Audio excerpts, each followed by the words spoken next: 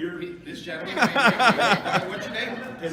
Steve. Steve, what? Some donuts? You want a donut? I want a donut. I was telling about the wonderful sandwich we just ate.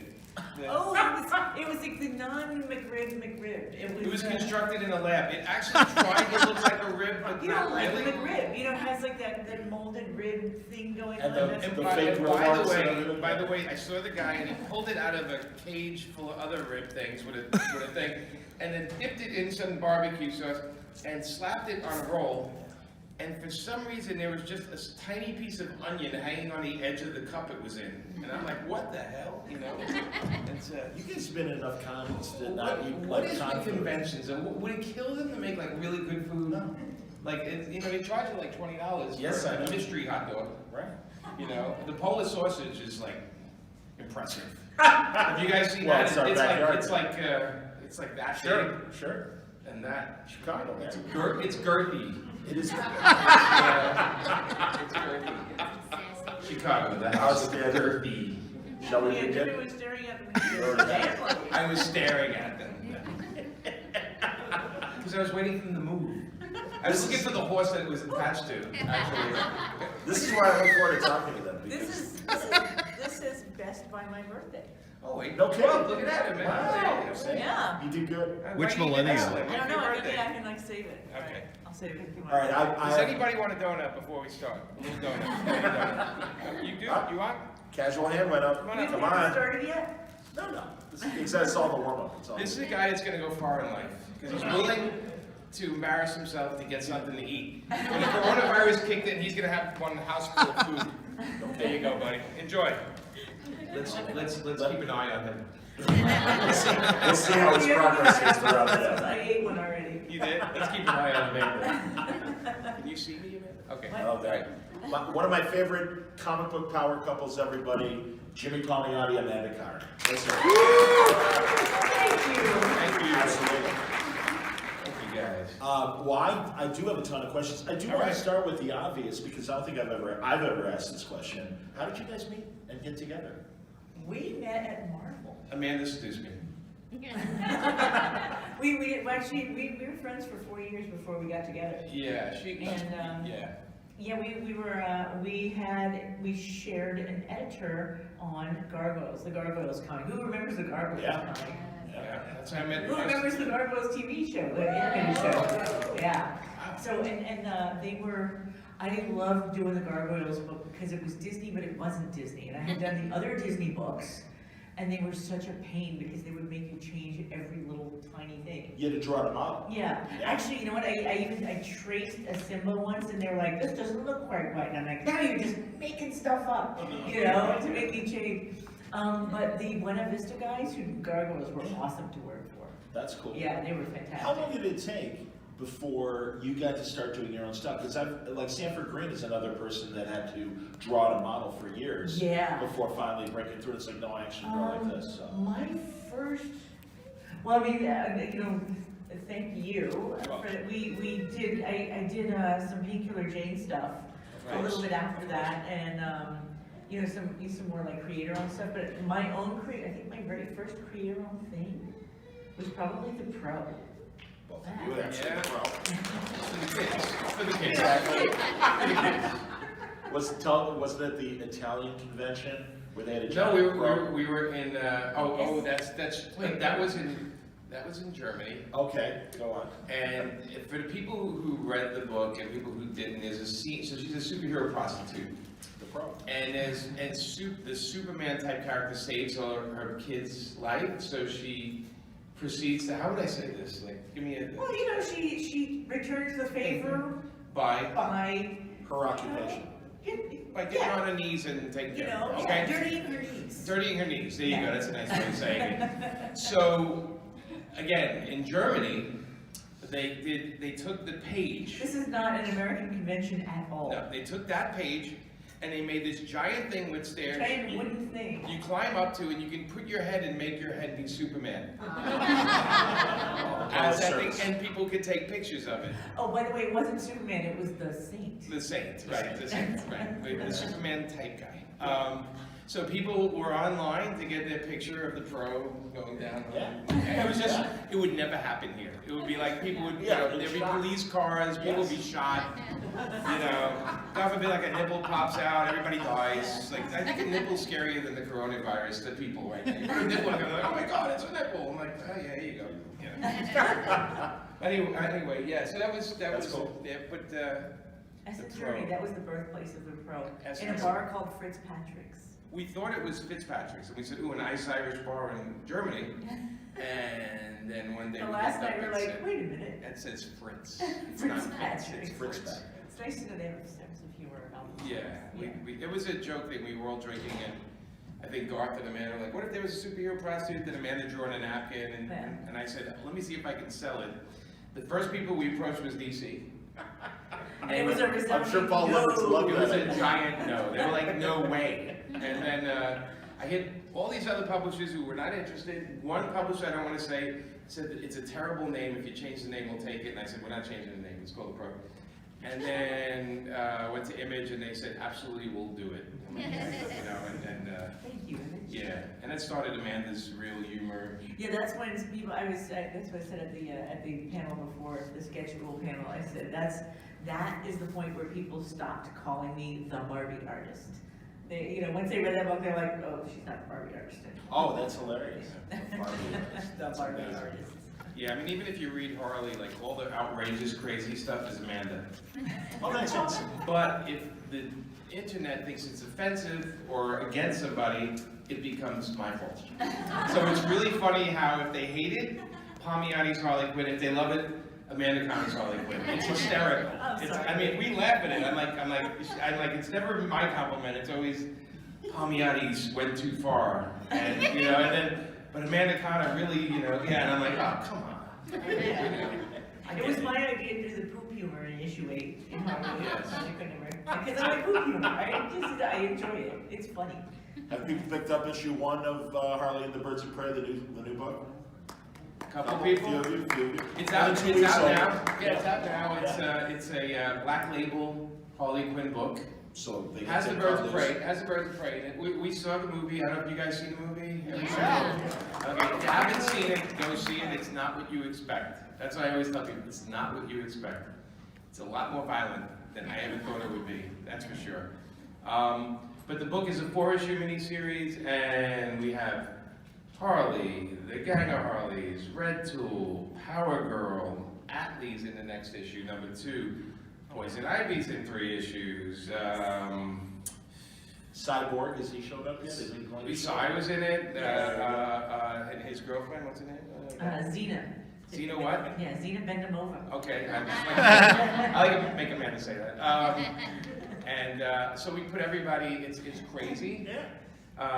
It gets wilder, and we'll see how far we can push the envelope, because it's an adult black label book, so Yeah. nothing has to go a little crazy. We did already get censored Yeah. a couple of times, because they were like, No, you can't do that. yeah, we got a call that says, honestly, it's going to print, you need to change this page and this page. You have to opaque something like Batman. She Well, I had to cover something up with a little octopus. There you go. And then, If you see the book, you'll know she has a giant octopus on her chest. he's little. He's not giant. Well, He's okay. not. okay. What else did I have to? Oh, we had to change a character from one character to another character because we do not do that to Batman. Yeah. But it's okay to do it to Superman.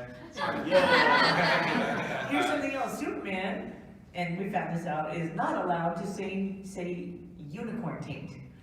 So. We had to pull that from the book. Yeah, we had to pull it. Getting a note saying you can't say unicorn taint. Or you can't have Superman saying unicorn And we're taint. like- Harley can totally say it. I'm like, all the curses, but unicorn taint, they're like, no, you've gone too far. I'm like, it's not even a real thing, man. Come on. I did, in issue 3, I did stick a couple of Viagra jokes in. Oh, you did? Yeah, I did. It's like, I was just like, because I was, Because you were tired? yeah, it was an old guy who was talking, and he said, Harley's like, so how's it hanging? And he's like, not too great these days. And he says, and she goes, there's a little blue pill for that, and he says, well, I do take it already, that's so I don't roll off the bed every night.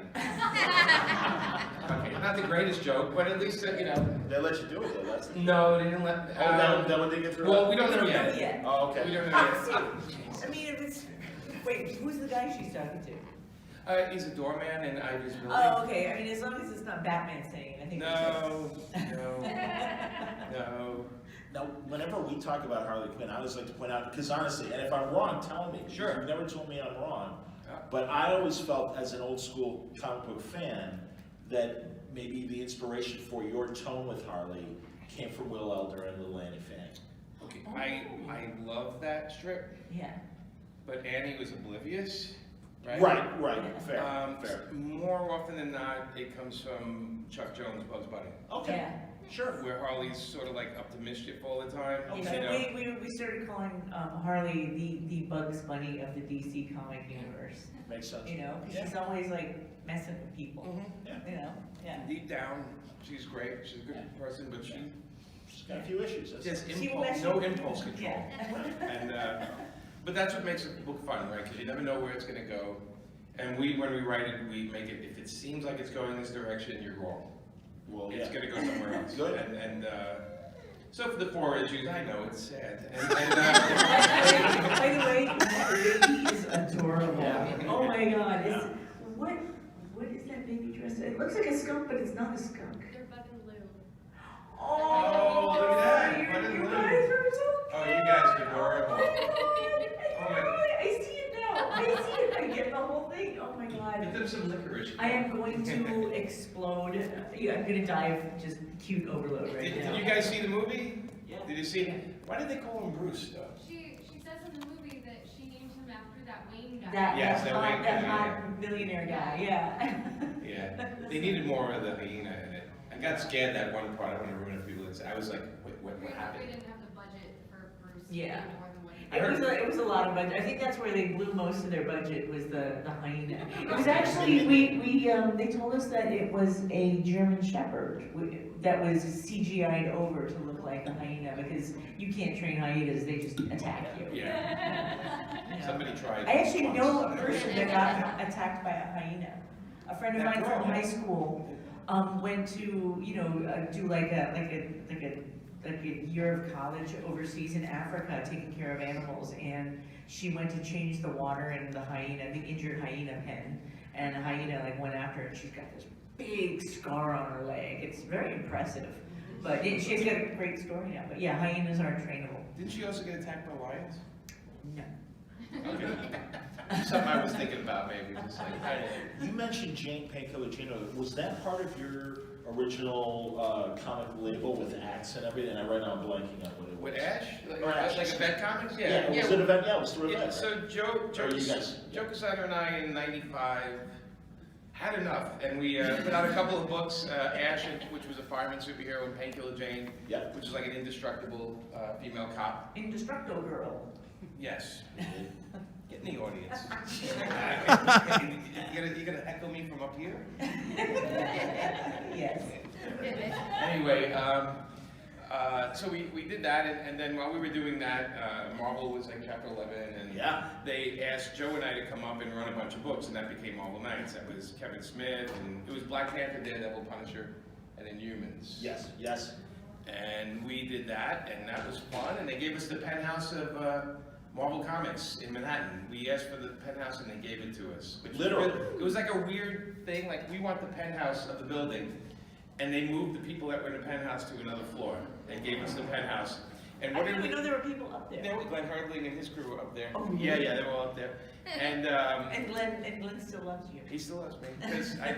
And we put like furniture and TVs and couches up there, and we edited from up there. That's It really great. was the penthouse. It was the It penthouse. was like Party Central. It was. We were trying to like. Okay, so before Kevin Smith on Daredevil, and some of your older people remember this, comics were not very cool. And nobody really talked about comics in the media. Like Kevin Smith was the guy that was going out and saying, hey, I'm writing Daredevil. He was on Letterman and everything. I'm writing Daredevil. It's a cool comic. You gotta read comics. Before that, no celebrity would Yeah. ever say I read Never comic admit. books or anything. And when Joe and I were asked to do Marvel Nights, I said, I want to make it so it's like, it's cool to read these books and not to be ashamed of comics. And Joe and I did a bunch of, like, we did Good Morning America, we did all these shows that were last place that you'd expect us to pop up and talk about comics to try to get them into mainstream. At this point, at the time, I think Blade finally came out. Yeah, 98. 98, and Yeah, Blade yeah. was great. I mean, the first Blade was amazing. Yeah. I don't know, it opened up with that blood disco, it was great. Yes. But we were trying to like push the thing, like comics are cool, what's wrong with you people? Comic movies could be great if you get people that love the comic books instead of giving them to these guys who think they know them and change them all the time. Or try to reimagine. It's like, stop reimagining, they're already imagined perfectly as they are. Yeah. We still get reimagined. I have, Jonah Hex and stuff like that where I just wanted to jump off the Oh bridge. God, yes, I know. Jimmy, it was so disappointing because you guys were killing it, and you got amazing artists to draw that. We were happy that Jonah Hex was doing great, and they decided to make a movie. And Josh Brolin, perfect fit for an actor. Josh was wonderful. He was not the problem. The problem was DC just would not take me and Justin and say, let these guys consult on this, because boy, oh boy, they went and made a non-Western Western. Yeah, it was like steampunk superhero, and it's like, no, Jonah Hex is a great Western. It's Well, fine. I had the one guy exec at Warner Brothers who's not there anymore tell me nobody will spend money to see a straight Western. But the great part is, and I got to throw it back at him, was a month later True Grit came out by the Coen Brothers, and it was a monster hit for like 2 months. Jeff And I Bridges. said, what about that? That has no flying fireballs, it has no, he doesn't, well, the thing was like Jonah Hex is raising the dead to find somebody, and I kept going, he's a tracker. He doesn't have to raise the dead, he just has to look and find them. Anyway, where were we? I'm gonna keep going, so, I'm kidding. And seriously, folks, feel free to start lining up to ask questions, because I love to hear. And You can yell, you don't have to stand, you can just Yeah. yell it, because we don't Actually, care. Oh, that's the fine. weirder the better. Unicorn Oh, taint. questions are good. But What's that, what am I wearing? Unicorn taint. A unicorn taint, what about it? What I about What can't- it? is the name of a shop? I can't wait to see them at Lollapalooza this There year. you go. It's a- Yeah, that's right, it's a great band. It's a good band name, Unicorn Taint, right? No, but and you kind of said Marvel was in bankruptcy. It's like, yeah, Marvel was in bankruptcy. I mean, this is literally the late '90s, like over 20 years ago. $700 million bank, There you go. in the hole. And so, and That would be well, 700 things are people kind of, we million. don't know what's going to happen with DC. And I know, by the What, way, today, you mean? Like- yeah, well, no, and I don't want you to get into the drama necessarily, but you and Joe pulled Marvel out of the shit. Yes. And Yes. so, I'll as say as yes. an armchair quarterback, Yeah. can you look at current DC and say, gee, I wish they'd do X, and I don't want to cost you your No, job. no, it won't cost me a job, because I'm a consumer. I buy comics, I have a pull box. Yeah. My office is in the back of a comic shop in Clearwater, Awesome. Florida. If you're ever down there, it's called Emerald City Comics, and it's It's a good the store. size of like 6 of these rooms. It's giant. It's like 3 of them. The whole warehouse? It's a warehouse. It's a giant. Oh, I haven't gone in the back. Yeah. But anyway, so being a consumer, I look at things differently than the guys making comics. The guys making comics, they have their agenda, we want to make money, right? Yeah. Company wants to make money. The creators have their agenda, I want to work on this character. They don't normally get to anyway, but, so I just think if you become license motivated, meaning I'm more worried about toys and sheets, bed sheets and, Birthday cakes, yeah. you have to have people in place that worry more about story and character development and what the audience wants. And making comics. But the thing is, you have to have the big ears on for what the audience wants. And there's a lot of things. The audience doesn't want everything restarted all the time. No. But the book should be approachable for new readers, right? Agreed. So, I like the idea of a book being number 1,185 because I don't care. It doesn't matter. As a matter of fact, we did Marvel Nights. You guys will notice when Joe and I signed the comics, they were all number 1s, but in Daredevil we kept the numbering for the old book. So in the signature there's a number. That's what it would have been. If, because that was like an idea we had, because I said, I don't like the number 1s all the time. I get that the retailers like it to get new people in. Sure. but there should always be a little number inside that says the actual number, instead of volume 19. Right. And I was an X-Men reader, so was Amanda, and Chris Claremont, and John Byrne, and I love that, and to my brain, that's still my X-Men. But every generation has another thing. Yeah. Thank you. So I think both big companies, have to start listening to what the public want. Now, not everything, because you go on the internet, there's a lot of angry people. Right? I don't And know they're what's the most happening. vocal. The angry ones are more vocal Yeah. than the ones that are just like, I guess because the ones that are happy are just sitting at home reading their books. It's like dinner. The happy one is the quietest one, because he's eating. He's enjoying it, right? The unhappy one is the one complaining, where's this, where's that? So the happy people don't usually their voices are a little lower than the angry people. And then you realize they have their own agendas, There's an ass for every seat. We all know the sayings, And my internet presence is, the only power people have over you is your reaction to them. So when they want to poke me, I just don't react. And that shuts them down right away. And we have another rule, this I like to teach everybody. When you tweet something, if you're on Twitter or Facebook, you have to be okay with what you're writing as being the headline of the story that's going to represent you. So if you tweet something, think about it, that's the headline of a story about you. Would you be okay with that? Because of course I get people that go, hey, you suck, and I always laugh, and I'm like, okay. Or they say, I hated the book, and I'm like, well, you should check out this other book. That's the last thing they want to hear. They want to hear me get mad at them, but I don't empower them. That's like the easy way. So internet etiquette is really funny. So we're all getting smarter now, right? The internet's teaching us to be smarter, have a little more empathy, understand somebody's going through something hard. They might be angry for a reason, so why throw gasoline on that fire? I just like to exit the room if I have to. I don't know, but we don't know what we're talking about again. What are we talking about? No, I was asking you, how do you, what is needed to keep comics, and even take a pulse on These guys, yeah. what would you like in comics right now? Oh, no, I was gonna ask a question. Sure, go ahead. Do it. Okay, Amanda, I've been a huge fan since 2014, so it's such an honor to see you in person. I had a question about Harley Quinn. So I remember I've been reading it since forever, right? I wanted to know what your first impression was when you encountered this character, and also what your first vision was. I actually did a Harley Quinn book in, I'm going to say the late 90s, early 2000s. And I love the character. And I did her in her Harley Classic costume. It was a short story in an Yeah, it was annual or something? Yeah, it was in one special? of the Harley Quinn annuals or... It's another character book. Yeah, I can't remember it. No, but it was a Harley Quinn book, I just can't... Yeah, I would recognize the cover if I saw it. But Paul Dini, Batman Adventures, kind of classic. It was and I remember drawing it and thinking, this is such a fun character, and I love the classic costume, but I don't like drawing it because she's wearing a mask, and I love doing facial expressions, and I always feel like masks get in the way of that, So and it's like Spider-Man. I love that costume. I still don't draw. Right. So, Wow. and then the first time I saw Harley Quinn, I thought, oh my God, this is such a cute character. She's so fun. And then when we got a hold of her back in 2013, she was in the Suicide Squad. Yeah. And she was wearing, she'd already gone through her nurse iteration, and, they were sort of trying to sexy her up and everything like that. And they're like, yeah, we want you to do this Harley Quinn. And I'm like, I hate neck ruffles. And she had the neck ruffles, and I'm like, I remember even when I was little, I used to see portraits of Queen Elizabeth and going, why is she wearing those stupid things? Oh, by the way, there's a whole story behind the neck ruffles, where they came from.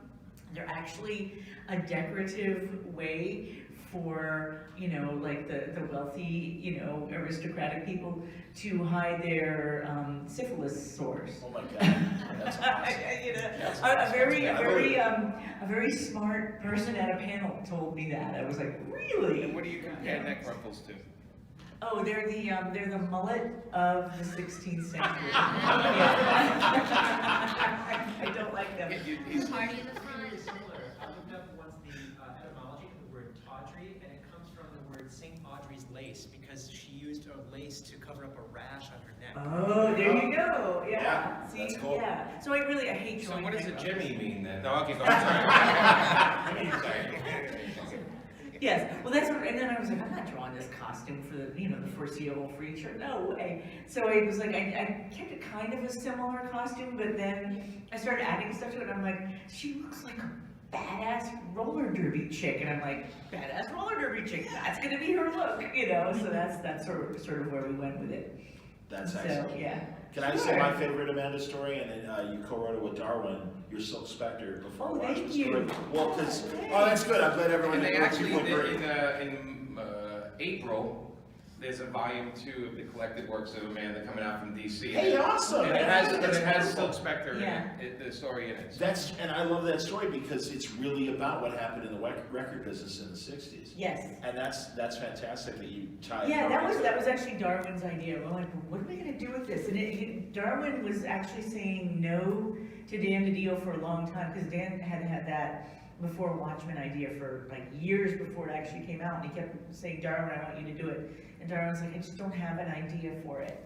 And then he had an idea for it. That's cool. And then he's like, all right, I'm ready to do this. And so yeah, we're trying to think of, we were thinking, all right, Silk Spectre was born in 1949. She would have been that generation, the Absolutely. hippie generation, 18 so. during the Summer of Love, absolutely. Right. Yeah. So we went with it, and it happened just before the sun, it was 66, right? So it happened like just a little bit before that, when everything was just, right at the cusp when things were going, from the beat generation to the hippie generation. So Started the that's. psychedelic kind Yeah. of era and everything. Yeah. And yeah, like Sinatra and like Yeah. the record people like, all right, you hippies, calm down. Yeah. All right, take it easy. So yeah, it just, the amount of research that like Darwin did and then that I did afterwards, and Jimmy was you were such a freaking saint during the whole thing. She drove me because- crazy for months. Yeah, he was like, oh my God, I feel like I never see you. And I was just holed up in my studio for, about 8 months. You gotta understand, every panel in that book Yeah, is genuine to the year it happened. So she researched shoe stores, she researched yeah, everything in Yeah. that book is San Francisco during this year, yeah. down to the signs, the streets. It's insane. I even called up my aunts. One of my aunts was born in 1949, and I'm like, okay, you moved to San Francisco at this time, what was it like? So I like drilled, I drilled them. She's very obsessive.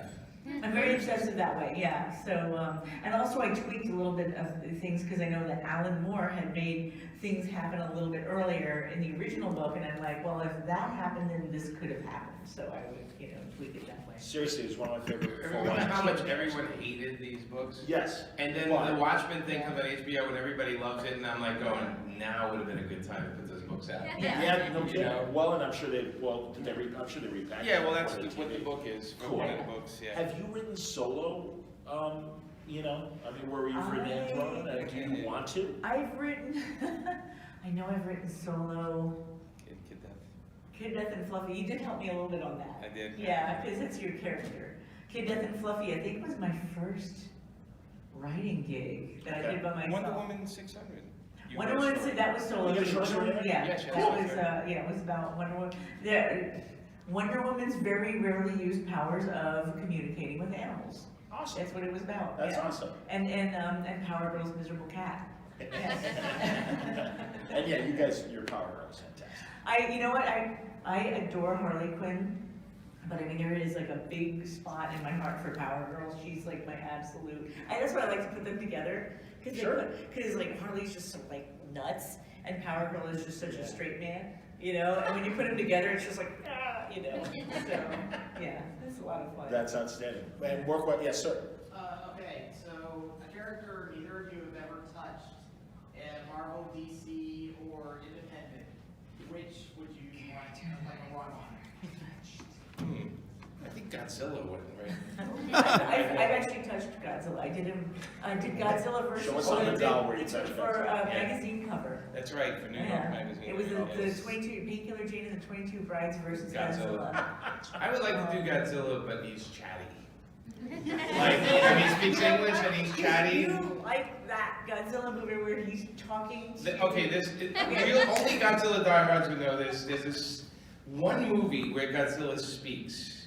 Like these and other you're sitting Megalon or there watching somebody. going, wait, did I just hear what I think I heard? It's like they in the cut it out of beginning? every other version, but when it came out in Japan, it was like, Godzilla says, something funny going on, I better check it out. And it's like, Angular. And they cut it out. It was in one of the movies as a kid, and me and my brothers kept repeating it, like, something funny going on, better check it out. And it was like, what the hell is going on? Check it out. Better check it out. Yeah, so it was like the weirdest thing, and we kept And thinking, that's the only line of monster dialogue, those two lines, But- in the entire movie, so it just comes out of nowhere, you're just like, no, we had a VHS You know. copy of it, and we would bet people that Godzilla spoke at something. They're like, "There's no way," and then we'd pop it on, and they go, "Play that again?" And I'm like, "He said, it, better check it out," you know. And it was, but I keep seeing the Godzilla movies, the last one, everything, and they're good, but they're not great. Like they're good, but I don't get the sensation of the ground moving, and there's something about the scope gets lost. who here has seen Shin Godzilla? Yes, Oh, who thought that was terrifying? it was terrifying. I didn't. mean, I it was thought it terrifying. was really, yeah, I was The like. politics were Because it was, terrifying in it. yeah, Yeah. because I was like, this is what it would look like if a Godzilla-sized monster decided to destroy your city. And it was like, really, like, it's like, ooh. Yeah, maybe I don't want to do Godzilla. It's I'm like just the new thinking about it. Planet of the Apes movies. I mean, they're fun. Yeah, I but don't watch they don't have the charm. No, I don't have of Charlton the original Heston. five. You don't have Charlton Heston yet. Or Roddy McDowell, or Yeah. Paul Williams and Roddy McDowell with rifles. The only action movie that Roddy McDowell and Paul Williams ever made, number I'm 5. not a big fan of remakes, only because I feel like there's a billion ideas out there. Why do we have to keep Yeah. going to the same one? Or as Amanda says, remake bad movies. Yeah. Even makes Especially it better. making classics, Don't- don't, Yes. yeah. remake bad. Yeah, why would you remake great Right, movies? fix them. Yeah. He's Fix got a bad question movies. back there, yeah. Yes. I was just going to say, that's exactly what Frank Oz said to Steve Martin when they were making Dirty Rotten Scoundrels. Yes. Based on- Right, bedtime story. It's the Brando David Niven movie. Yeah. I mean, you know, I don't want to see a new Footloose. I don't ever want to see another. You know what I'm saying? It's like, why would you do that? Or Taking a Pelham 1, 2, 3, or Flight of the Phoenix. Yeah, man, yeah, I no, mean, they can't hold up to But it just seems like there's a billion ideas. Why would we waste money on stuff that's done already? I get it because Hollywood wants your money again and they want your nostalgia factor. You know, but if I did The Breakfast Club, it would be completely different. You know what I'm saying? Or if I had to remake Pretty in Pink, it would mean something else. And, you know, I would, like I said, you just don't do the same thing. I can watch those movies anytime. It's like comics too. Well, and in addition to your DC and Marvel work, and you and I have talked about this a million times, you guys have crowdfunding down to a science for your passion. We do. We have a very loyal group of people that back my Kickstarters each time I do it, and they're the best people because they keep coming back. And we've done 12. Wow. And the recent one is people still getting packages because some of it is going out while I'm not here. I have to do it. But we always deliver, and officially nobody can complain about any Kickstarter I've done because anybody had any complaint, they write me, I write them right back and say, okay, what's the problem? What do you need done? I pride myself in it. Patrick, my buddy Patrick and I work really hard on them, and it drives us crazy when other Kickstarters don't deliver, or people complaining because I'm like, God, we worked so hard on it, and then this one guy hasn't given people their books in 3 years. Oh, creators, yeah. And they ask me on the internet to go after them, and I'm like, that's not my problem, you know, I'm not their parents, Yeah. you know, thank God. No, but then truly, it's been impressive watching you guys from the start succeed with these So things. I'll let you in on a secret.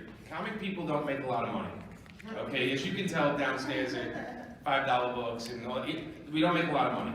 There's like 3 or 4 people that do, you know, we know, and we all know who they are. And when they make movies from the things you do in comics, you don't always get compensated. What you do is you get a nice thing that says, thank you. Right? But you don't always get compensated. And I don't want to say who or what, but I've never even had a thank you in a Marvel movie, and they've based it on stuff that I've worked on.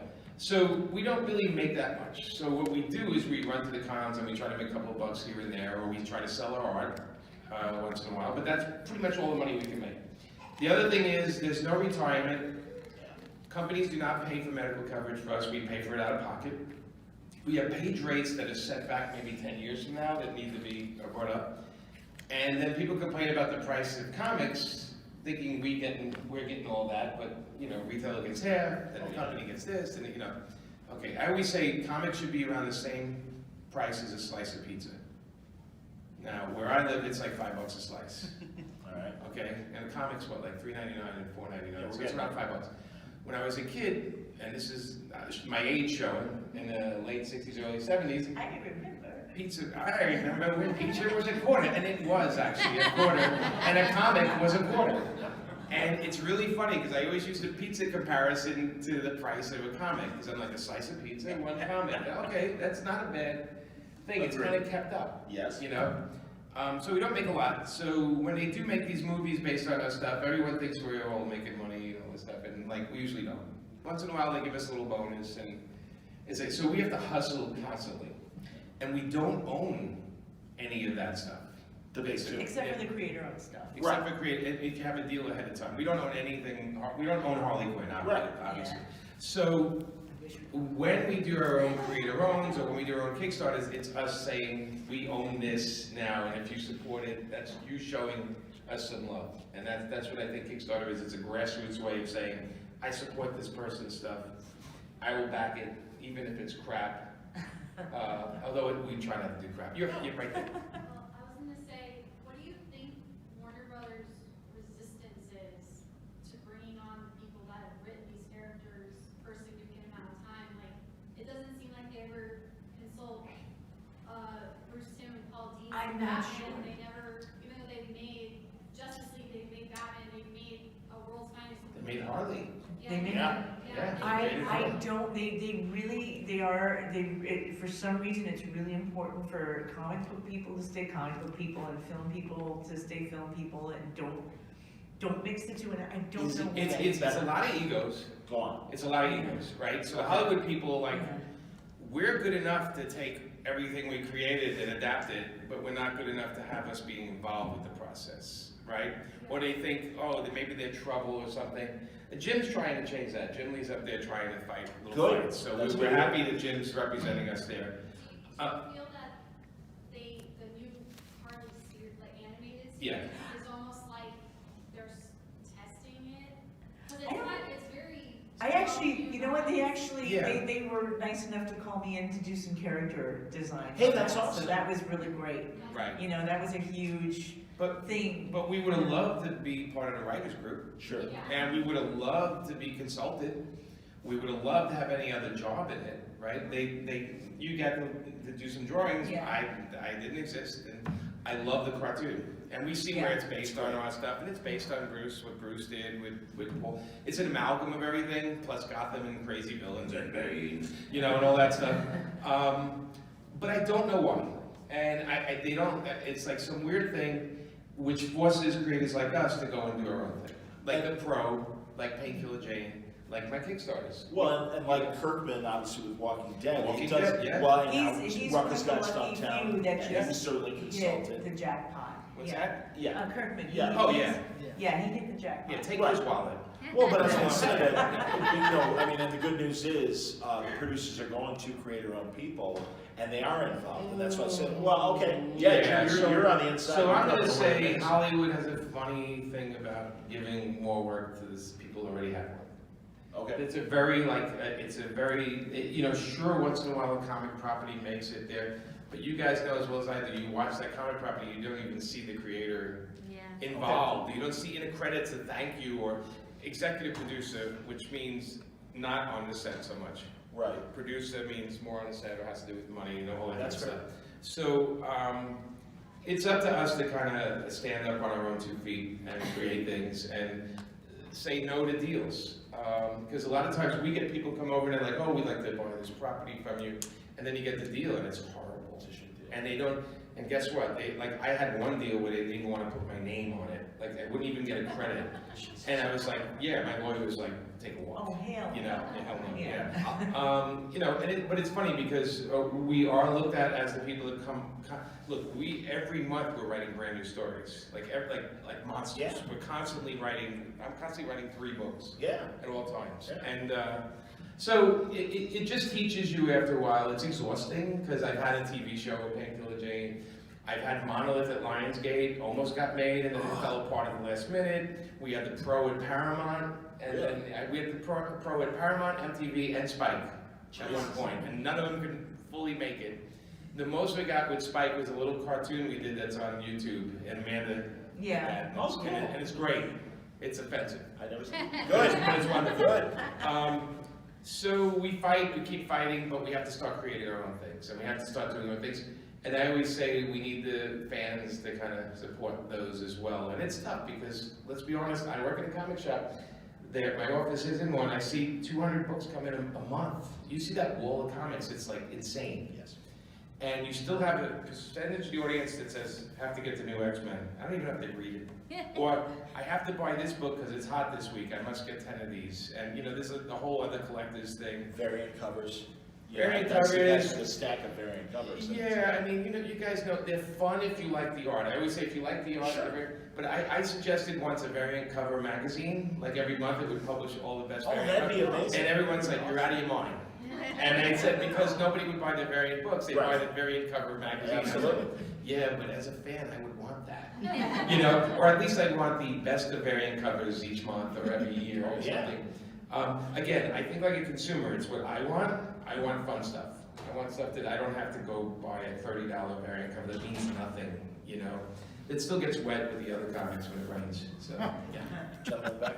Speaking of stuff that was fun, how exciting was it to do Jonah Hex with the Looney Tunes characters? Can you tell us the backstory of how that got made? Okay, the first, For me, that's one of the best things DC has done. the first book we were offered, can I say that? What we were first offered was Oh, Looney Tunes? yes, see, and I'm, yeah, yes. Okay, so the first one we were offered was Wonder Woman, Pepe Le Pew. Yeah. That was the first one we were offered. And I know it's not politically correct to say this, but I love Pepe Le Pew. Why is And that? I know, Forgive my Well, ignorance. remember Pepe, he would be like, over the top Frenchman. he Yeah. would not give up. he's Well, a date rape. Oh, I see. Oh, yeah. You're right. Yeah, shame on No, you. he's not a date rape. I don't say date No, rape. but he's aggressive. He's a little rapey. He doesn't take Right? it. He's like but in a cartoon way. Right, Yeah. and it's, yeah, and he's all about the unwanted advances, but he thinks that the cat that got the accidental white stripe down Right. his or her back wants to kiss him back, but the cat doesn't want to kiss him back because he stinks, Yeah. right? And I always, and it might just be because I come from a generation where like we kind of got used to that stuff. It's like, oh look, they're like grabbing at me again, you know, people do not, and it's really awesome that there's like new generations going, no, stop grabbing me, I'm going to kill you, or at least I'm going to make you really embarrassed on Twitter, you know? So it's good that that's there now, but yeah, I remember like in high school, it's like, oh, they're groping again. I get it. But we got offered that book, Yeah. and my first gut reaction was, well, Pepe Le Pew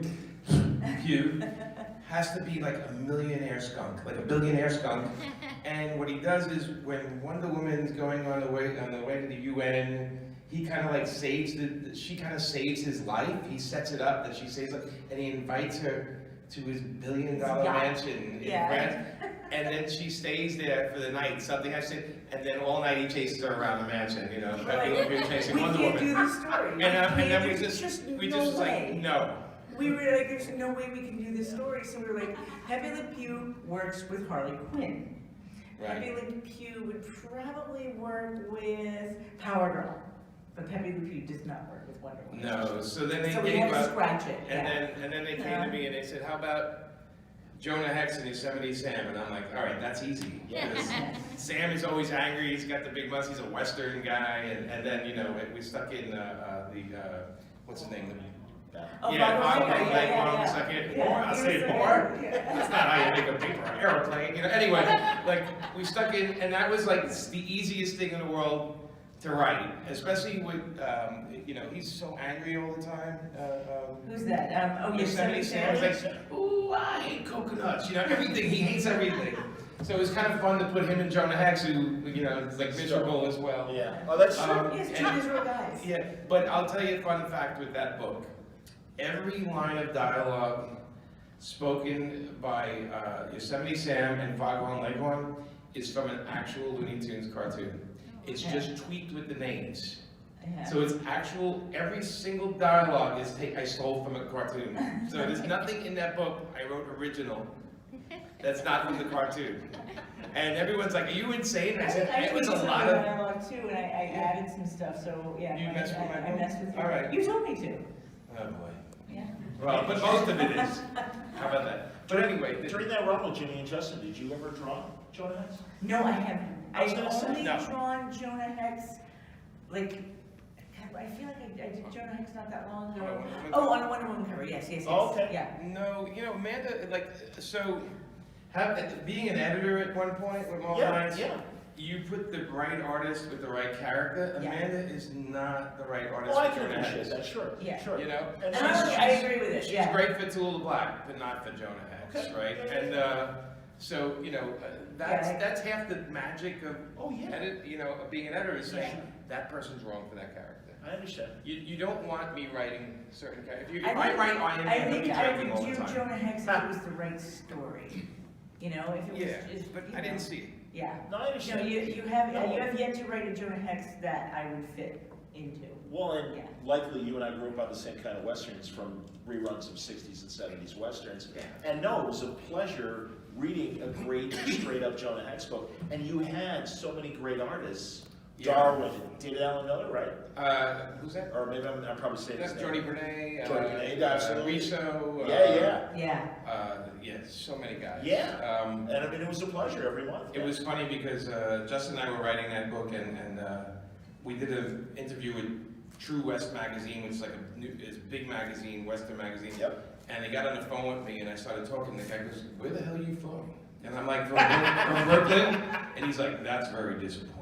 And I'm like, "Why?" And he goes, "Well, we love this book. It seems so accurate. But you're from Brooklyn." I said, "Oh yeah, I'm sorry, but you know, hey, look, I also write about aliens, and I've really never been to Mars." It's like the I mean, sauce. I don't know what to tell you. It's like the salsa commercial. This stuff's from New York City. New York City. Ooh, I hate that. Yeah, but that's what you do as a writer.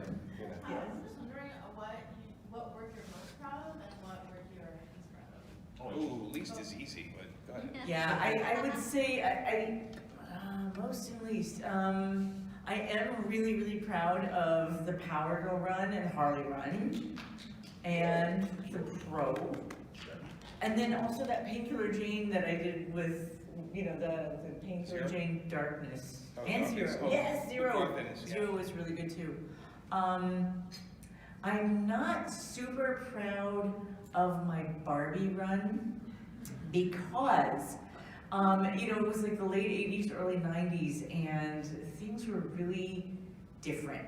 And they made me draw Barbie so emaciated, and I'm just like, this can't be healthy for little girls to be wearing. You know, I'm like, she was amazing. Not only that, but there was nothing she couldn't do, and I'm like, this isn't realistic. You know, people are gonna grow up thinking they can be an astronaut and a doctor and, you know, all at the same time. And I'm like, that's just, you have to like pick and choose three, you know? Yeah, and they always used to make me like change her. They were very uptight about everything. And her entire emotional range was from like mildly satisfied to somewhat happy. And my favorite thing to do is facial expressions, and Barbie really just, you know, was always kind of, you know, so yeah, it was work, and I did it, and I had a great editor on it, but yeah, I'm not, you know, crazy about that run. If I could take back Countdown. And there was one issue they made Justin and I do, is like the search for Ray, whatever, with Adam, Ray Palmer and the Adam. And that was literally, whatever we wrote, the editor changed. And that book, I honestly, people put it in front of me, I signed it because everything means something to somebody. Sure. But I hate that book. And Countdown was a story by committee, where every month I was like going, where is this going? Can we have can we stop this for a second? and figure out everything ahead of time. And everyone's like, no, just keep, and I'm just like, no. What happened was, there was no alpha writer on it. Right. So everyone head just writer. kept writing these issues that kept going, and I was like, I don't even know what this is about anymore. Can I quit? And they're like, no, you can't quit. And I'm like, oh, come on, It happens because these are like event books, right? Yeah, So well, they're- 52 had done so well, Yeah. so I understand, let's do it again, that was great. And it was just the wrong Yeah. pairing up. As far as proud of, I kind of like, my Painkiller Jane or Monolith or, stuff that I've done. G.I. Zombie is one I love that Cool. like nobody bought, but I love it. What I love most has nothing to do with what sold the most. But I did love writing Power Girl for Amanda, me and That was so Justin. fun. And Harley, I honestly could write her in my sleep. It's the easiest character to write. Yeah. It's so easy because That's because I she's live Bugs a Bunny, real Bugs Bunny, Harley. and you're Bugs Bunny. And you're a real Harley, so, yeah, question. With you all being so successful with Harley Quinn, has anyone in the comic book industry tried to pull you over to do one of their characters? No, because they know our page rates. Because we don't, I They won't. do ask us, every once in a while, somebody will say, hey, what you want this, and sometimes, they. No, they want to we can't pay you, but we can pay you 1/3 what you get, and wouldn't it be great? And I'm like, no, it's like, dude, I'm like, we have bills and stuff, it's like, I get if I was breaking in, then I would take on anything, but we've been here for a while. And we have taken on anything. We have done first anything. Started, yeah. Well, you can scratch those itches doing your own creator own stuff. Absolutely. And take, But they do, Sure. yes. I mean, it's funny because they associate us with the success of Harley, which is great, Yeah. But also, sometimes we get offered characters that are so wrong for us, and I'm just like, I don't. Ooh, you tell know. us. Yeah. If you don't mind, unless you don't, would rather not, yeah. Green Lantern. If they ask me to. Too boring? Why not? Because he has a power ring, and you Oh, can too easy? you just shoot his finger off and he falls to his death. There's like 1,000 ways to kill Green Lantern. You can take his, he's sleeping, you can slip the ring off his finger. I don't know. I just don't, it's not a character I love. And seeing the movie didn't help it either, but it's not a character, but people love that character, so don't put me on that character, right? I'm the wrong guy for that. Yeah. Even Flash, I was supposed to write Flash, and I wrote 3 issues, but to me, the screwing with Flash is like making him wait online for something. I look at Flash differently, and Dan DiDio, God bless him, would say, you can't do that because for some reason, I pitched the Superman story, and he's like, of course you want to do that. And we'll never have you do that. And I'm like, and he goes, because you're looking at it in this weird way. And I'm like, yeah, because I've read 1 million of these books. I want something different. So Harley was great because we could do weird dream sequences, which are pretty much our weird comics, And to his credit, Dan would say, it's like you're in Amanda's universe is like its own books. Yeah. Over there, he goes, you just, the characters, you just keep bringing these characters in all the time. And I'm like, yeah. I said, and we don't tell them too, which is a funny thing because we tell them, here's what we're doing in these 4 issues, and then we write something different. We do it all. Look at the solicitations for the new books, and you'll start laughing. That's Because it has awesome. nothing to do with the book we're writing. Well, especially Harley as a character just goes in her own. It's almost like she writes herself. She just Yeah. goes in her own direction, and you think you're gonna take her somewhere, and she's like, nope, and then she just goes left. And it's also, I react to the internet sometimes because they're like, they're not having Ivy in the books, and I'm like, ooh, let's put Ivy in issue 3. And then we just do it, Yeah. Cool. and then we get yelled at. We can take the yelling. What was your Wednesday Comics stuff?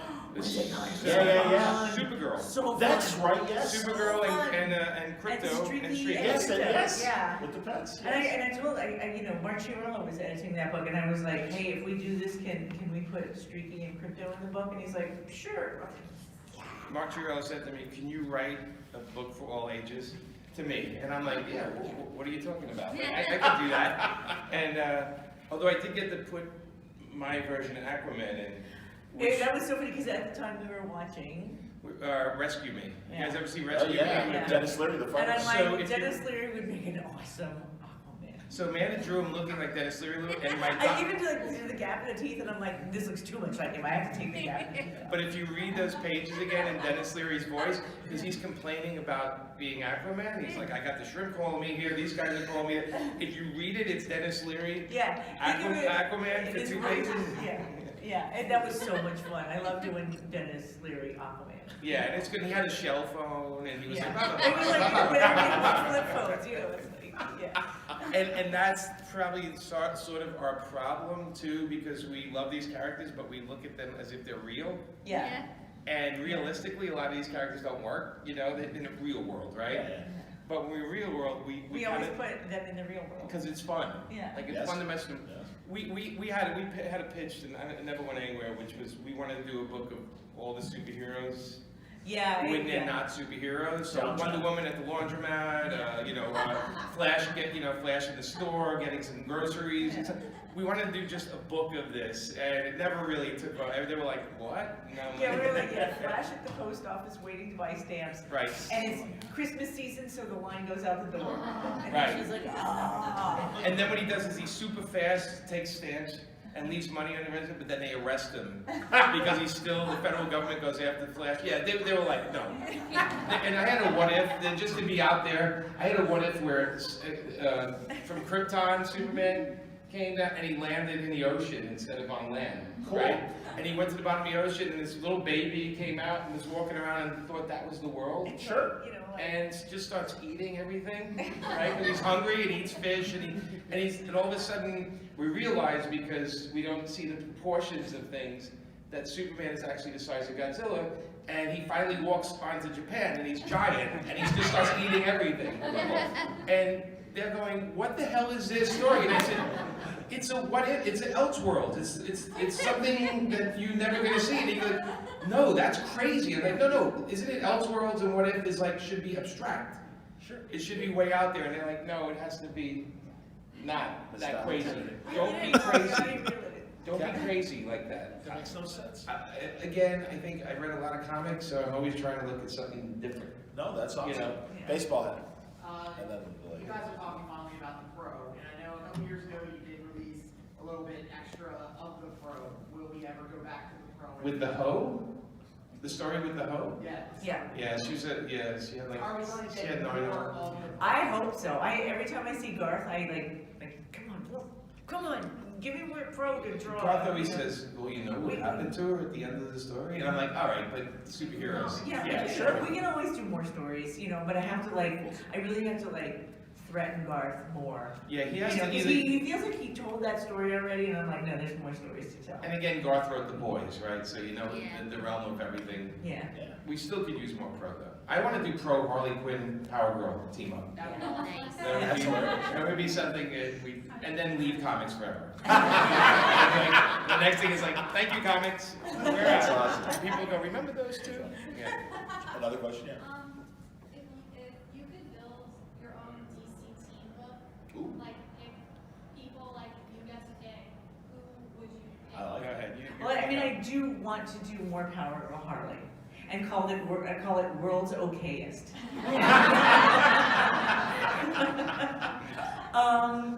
I would like to do Big Barda, and who would I team Big Barda up with? Jimmy Olsen. I like to see Big Barda and Jimmy Olsen, and just see how that team up works out. Yeah, I would definitely do like an all-female team. I would like to do Power Girl, Atlee, Harley. Big Barda would be great. Yeah. And then I would create like 2 new characters, and they would have to live in one building together. And the book would not be about supervillains; it'd be them sharing one bathroom in the building. Yes, one bathroom. 4 women plus the 2 new heroes they're training, sharing one bathroom in a building, and I would never have the story leave the building. It would be like the Big Bang Theory, where it would always be in the house. And in actuality, we because Amanda did some work on the Big Bang, some artwork for the Big Bang Theory. We were friends with the guys there, and we actually pitched the Big Bang Harley book, where she moved above the guys. And we were gonna do, and it just fell apart. It just, because the 2 companies, Yeah. they kind of like We comics and actually- TV. Yeah, we actually did pitch DC a new Power Girl storyline where she would be teamed up. But it's like, I don't want to spoil it. If I told you who she would be teamed up with, you would be like, oh my God, but it's really. Yeah, they just. But they killed it, and I'm gonna we're gonna try and put it together, because I think it's a great story. if I did a Kickstarter to buy Power Girl from Warner Brothers, I wonder how that would work. So we'll guarantee we're gonna chip in, we're gonna buy the character, and then we'll do the thing we have. I mean, it's funny because like there's a thing where DC calls you and they want you to do something, and then there's a thing we pitch ideas. Yeah. And it's very rare the ideas we pitch. Although with Harley they let a lot of stuff. Yeah. They let us do the Little Black Book, which is something we pitched, like it was like Marvel team up with Harley and another hero, and that worked out pretty good. Cool. You know, that was fun thing. But we have a lot we want to do, and not everybody always wants it. That's the reality of being creative. Is sometimes you get to play, sometimes you don't. But the new Harley series we're doing now is us totally. It's fun. Like, if we Yeah. never do Harley again, this book will satisfy us. Okay. Because it's No, crazy stuff. we have so many Harleys. Oh, yeah. I do, but I'm just saying, That's just it. this one covers a lot of bases though, Okay, and it's okay. a lot of fun. And then real fast, I want to say, when Jimmy and Power Girl were together in that series, that was terrific. World's okayest. I would buy that. Yeah. Well, as always, I love the ideas and the energy, and please keep it up. And Thank you guys are adorable, and thank you Thank you so making much. the great entertaining comics that you guys But are. not as adorable as that baby. This is true. I was sleeping. Oh, Man, sure. you put that kid to sleep with your conversation. I don't know what happened. Round of applause for Jimmy and Amanda. Thank you guys. We're on Instagram and under our names, and we're on Twitter under our But names. it's Yes. my name plus art. And, It's and, Amanda. and Paper Films is our website. So if you guys never been there, you can join a mailer and it tells you where we're gonna be and what stuff we have. It has Amanda's art for sale and all that kind of stuff. And A1 this weekend at Artist Alley. That's Yes, the table. yes. We've been there already. We're in the A section, which is the furthest section in Ironically. front of the place. All the way by the back. That's by why the Ernie and actors. Franco are in the Z line. We're by the famous people in the Yeah. back. Yeah, But yeah, that's why Ernie and Franco always pick Z. yeah. That's Because it. they're right by the floors. Well, thank you guys. Hopefully Thanks see a you lot. tomorrow. Thank you. Thanks for coming. Well done. Please, I just hung on and let you guys drive. It's all thanks for good. doing it, Steve. Oh, you're welcome. Hilarious. Well done. Is that on Brink? Yeah, man, no, it's great. Good man, you're a good man. Seriously, next time the Kickstarter or whatever. Yeah, let's do it. Actually, yeah. Great.